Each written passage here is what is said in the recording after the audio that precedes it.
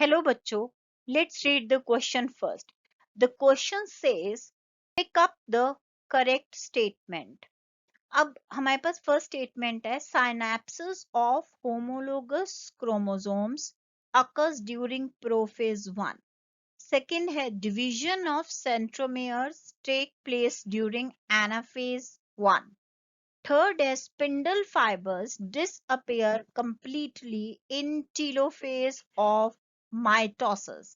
Fourth है nucleoli may reappear in telophase 1.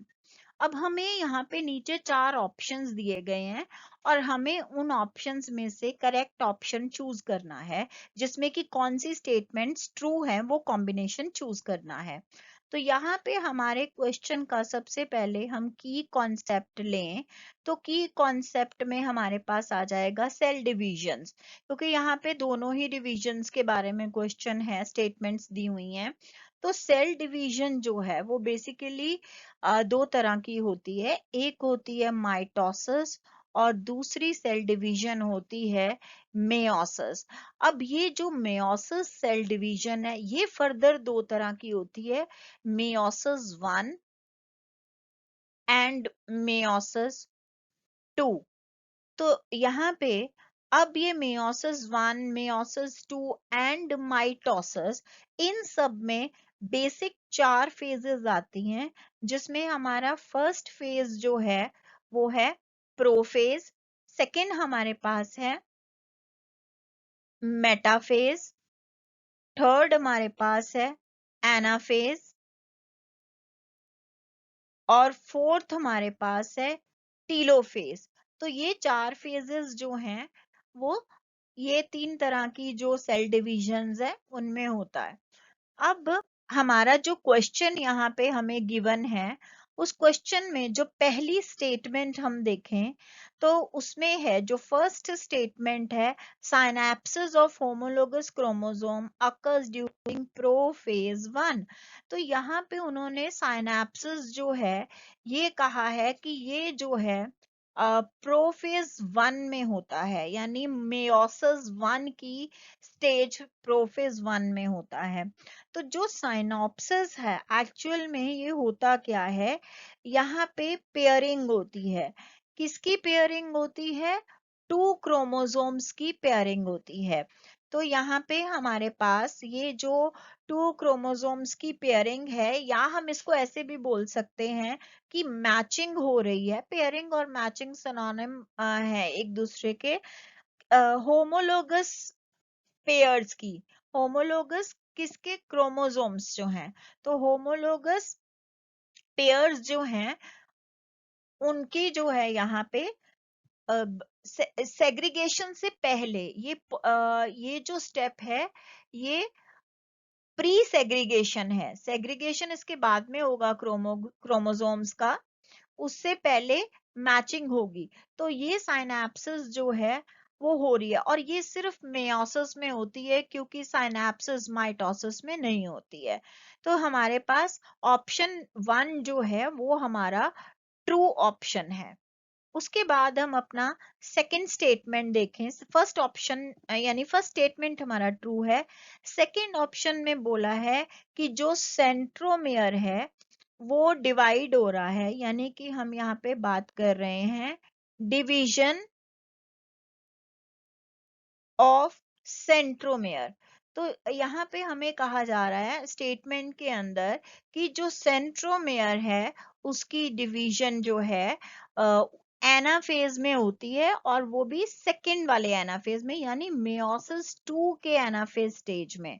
तो अब यहाँ पे इसमें सेंट्रोमेयर जो है यहाँ पे वो सेपरेट हो जाता है, और यहाँ पे सेपरेशन होने के बाद, सेपरेट हुआ या डिवाइड हुआ, यहाँ पे सेपरेट होने के बाद 2 क्रोमेटिड्स जो हैं यहाँ पे हमारे पास 2 क्रोमेटिड्स जो हैं ईच क्रोमोसोम से आ रहे हैं।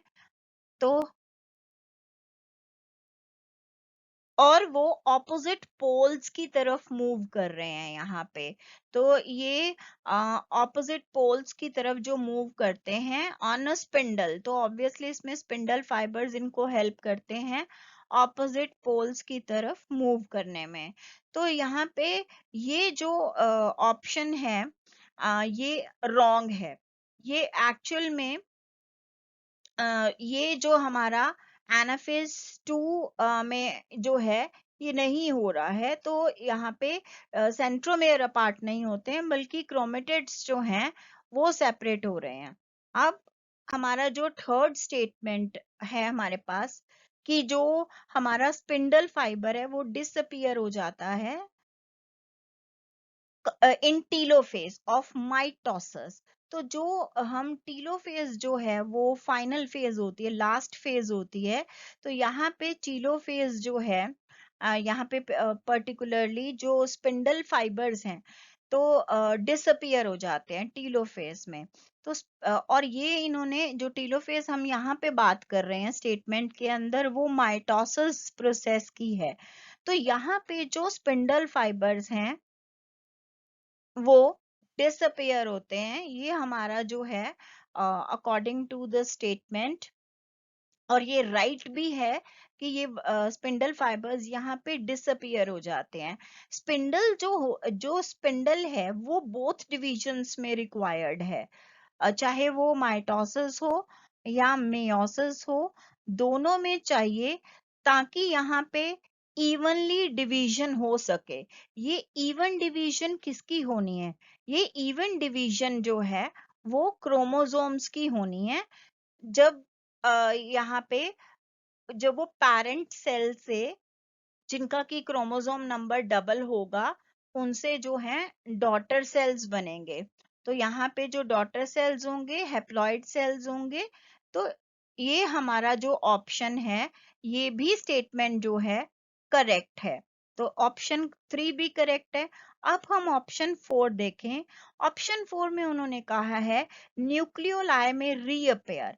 जो टीलोफेज जो हमारा यहाँ पे है, टीलोफेज जो है उसमें फाइनल वो स्टेज है। जैसे ऊपर हमने बात की थर्ड स्टेटमेंट में भी, तो टीलोफेज जो है ये फाइनल स्टेज है। यहाँ पे न्यूक्लियर एनवेलप जो है वो रीफॉर्म हो जाता है। तो न्यूक्लियर एनवेलप हमारा यहाँ पे दोबारा बन गया, रीफॉर्म हो गया अराउंड न्यूक्लियस। तो यहाँ पे अगर हम न्यूक्लियस का प्लूरल लें तो वो न्यूक्लियाई बन जाएगा। और यहाँ पे जो है न्यूक्लियोलस, यहाँ पे हमारे पास जो न्यूक्लियोलस है, और हम यहाँ कह दें कि जो हमारे राइबोसोम प्रोड्यूसिंग प्रोटीन्स हैं वो भी वापस आ जाते हैं। राइबोसोम प्रोड्यूसिंग प्रोटीन्स जो हैं यहाँ पे वो भी वापस आ जाते हैं। तो हम कह सकते हैं री एंटर। तो अब ये स्टेटमेंट भी करेक्ट हो गई। तो अब अगर हम अपने आंसर को देखें तो ऑप्शन हमारी जो डी है, जिसमें statement 1, statement third and statement 4 जो है वो करेक्ट है। I hope you understood it well. Best of luck.